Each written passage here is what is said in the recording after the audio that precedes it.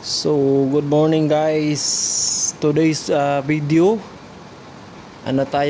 fire extinguisher servicing. So, ibabuffing natin siya, tanggalan natin ng mga kalawang bago natin siya i-repaint.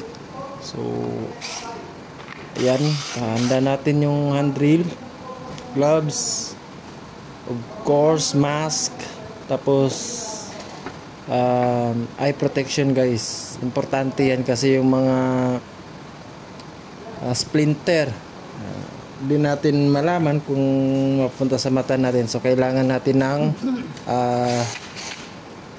safety protection natin para sa sarili lang din natin yun. So babuff natin yan, yung mga corner niya, tatanggalin natin yung pinagtira ng mga kalawang.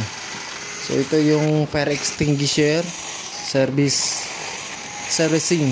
So mga idol, kung hindi pa kayo nakapag subscribe sa channel natin, so ito yung bago nating focus, new challenge natin sa panibagong kabanata ng trabaho natin. Dito tayo, ito pang ano na to, pang habang buhay na skills to dito. So kailangan natin i-absorb yung pang araw-araw o yung araw-araw na ginagawa natin. So mga idol, maraming salamat sa magsasubscribe pa lang.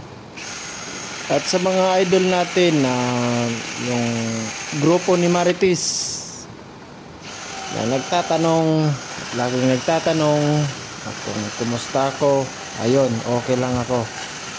To be honest, masaya ako dito sa pinagagawa ko, sa tinatrabaho ko. Alam niyo kung bakit?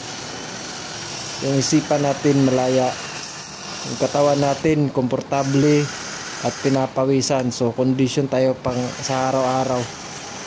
So masaya sa araw-araw, laging tatawanan sa mga katrabaho, masaya sa tinatrabaho, at masaya pa sa mga tatarbahuin. So maraming salamat idol sa mga nanonood at sa mga nagsasubscribe. Sana suportahan nyo yung mumunting channel natin para makapagsuporta tayo sa mga stray cats, stray dogs. Ayun, hindi tayo titigil doon sa pagtulong sa mga pusa at mga aso na mga walang bahay, walang pamilya. So sana balang araw lalaki channel natin at maraming matutulungan natin mga strays. Yun lang naman yung purpose ko dito. Please, kung magkataon, bibigyan tayo ng pagkakataon na magkaroon ng extra income dito sa mumunting channel natin. At least marami akong matutulungan. Maraming salamat sa inyo. At nasa inyo na yan kung tatapusin niyo sa pagpanonood yung video natin. Pero ayan, tatapusin ko yan guys, yung video natin. Actually fast forward ko na lang yan kasi medyo mahaba-haba siya. So hanggang matapos yung paglinis ko or pagtanggal sa mga kalawang na nakadikit sa fire extinguisher. Ito yung tinatawag natin na servicing. After nyan, ibabapping pa yan, lilinisin, lilihain pa siya. So yun yung gagawin natin.